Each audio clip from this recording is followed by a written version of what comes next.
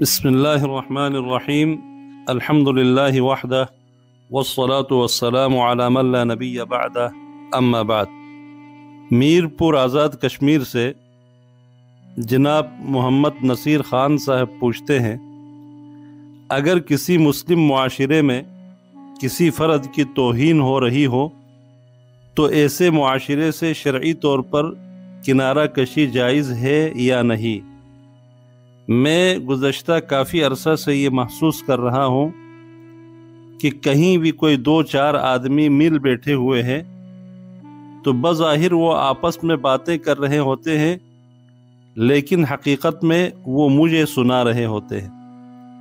میری کوئی غلط بات یا کوئی خامی ہے تو میری اصلاح کرنے کی بجائے اسے پھیلایا جاتا ہے۔ کیا میں بھی اس معاشرے کا ایک فرد نہیں؟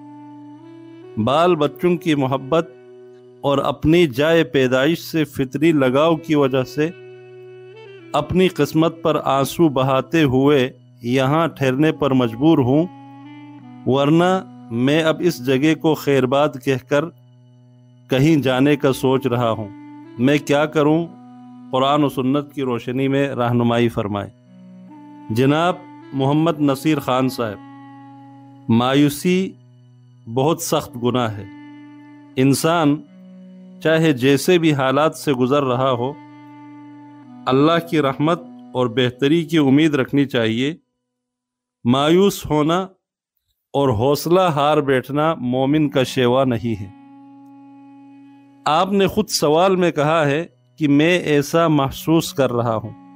اس کا مطلب ہے کہ اس احساس اور سوچ کے علاوہ آپ کے پاس کوئی ٹھوس اور مستند ثبوت نہیں ہے جس سے یہ بات ثابت ہو سکے کہ کسی نے آپ کا برا چاہا ہے یا آپ کو تنگ کیا ہے یا کر رہا ہے۔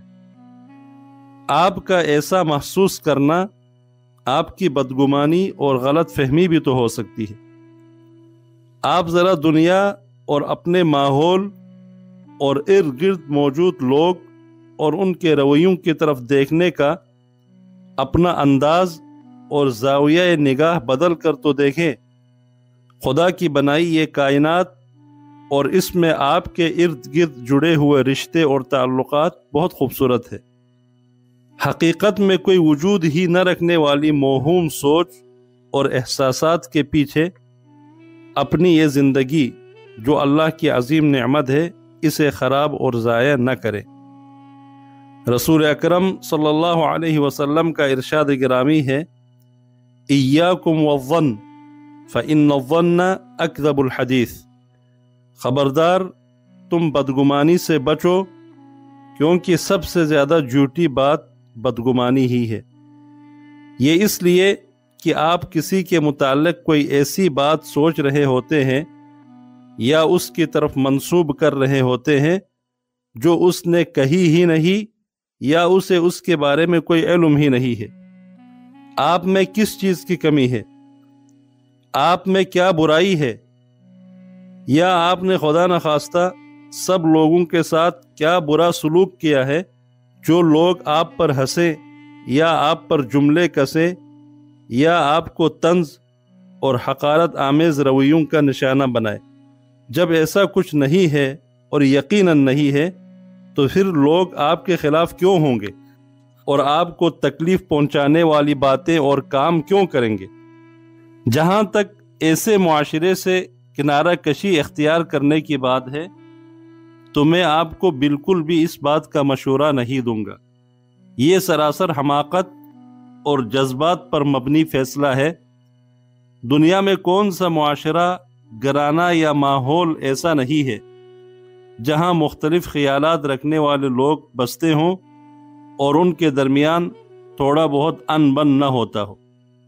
یا آپ مجھے ایسا آئیڈیل معاشرہ اور جگہ بتائیے جہاں پر سب کچھ آپ کی مرضی یا ایک ہی فرد کی مزاج کے مطابق ہوتا ہو۔ ایسا کہیں بھی نہیں ہے۔ جس جگہ آپ پیدا ہوئے ہیں، آپ کا گھر ہے، آپ کے رشتہ دار ہیں، آپ کی اولاد اور فیملی ہے، وہاں آپ مطمئن نہیں ہے تو جس نئی جگہ آپ ہجرت کر کے جانا چاہتے ہیں وہاں کی کیا گارنٹی ہے کہ آپ کو ایسی باتوں اور ایسی صورتحال سے وہاں واسطہ نہیں پڑے گا۔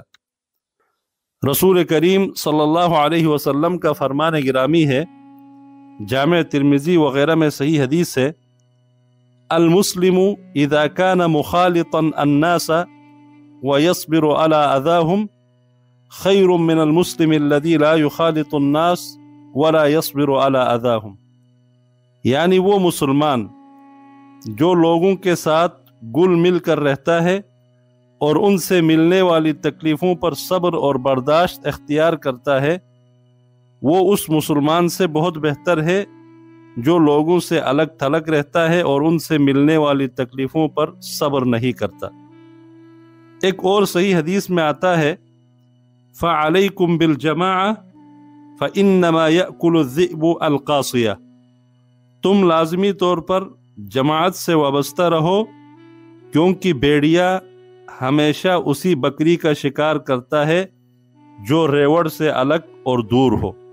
یہ حدیث اگرچہ نماز باجماعت کے بارے میں وارد ہے، لیکن اس میں موجود لفظ جماعت کو نماز کی جماعت اور عام زندگی میں بھی اجتماعیت کے ساتھ رہنے پہ محمول کیا جاتا ہے، اور محدثین نے یہی معنی مراد لیا ہے۔ میں یہاں ان لوگوں کو بھی اپنا مخاطب بنانا چاہوں گا جن کے رویوں کا آپ نے ذکر کیا ہے، وہ بھی اللہ سے ڈرے اور ایک مسلمان بھائی کے حق حقوق کا خیال رکھے، آپس میں بدگمانی اور غلط فہمیوں کو پنپنے کا موقع نہ دے۔ اسی غلط فہمی اور رنجش و کدورت کا راستہ روکنے کے لیے رسول کریم صلی اللہ علیہ وسلم نے فرمایا کہ جب 3 آدمی کسی جگہ بیٹھے ہوں تو ایک کو چھوڑ کر باقی 2 آپس میں کوئی سرگوشی نہ کرے، کیونکہ تیسرے کے دل میں یہ بدگمانی آ سکتی ہے کہ کہیں میرے بارے میں کوئی غلط یا ناپسندیدہ بات تو نہیں کی گئی۔ اسی طرح اگر کسی مسلمان بھائی میں کوئی عیب یا خامی نظر آئے تو اس سے اکیلے میں مل کر اس کی عزت نفس کا خیال رکھ کر بہترین نصیحت کے انداز میں اسے سمجھائے اور اس پر پردہ ڈالے، اس کی غلطی کو اچھال کر عام کر کے اس کی تحقیر اور تذلیل نہ کرے۔ المسلم من سلم المسلمون من لسانہ ویدہ، مسلمان وہ ہے جس کی زبان اور ہاتھ سے دوسرے مسلمان محفوظ رہے۔ اللہ تعالی ہمیں دین اسلام کی تمام اخلاقی اقدار کی پاسداری کرنے اور تعلیمات پر عمل پیرا ہونے کی توفیق عطا فرمائے۔ آمین۔ وآخر دعوانا ان الحمد للہ رب العالمین۔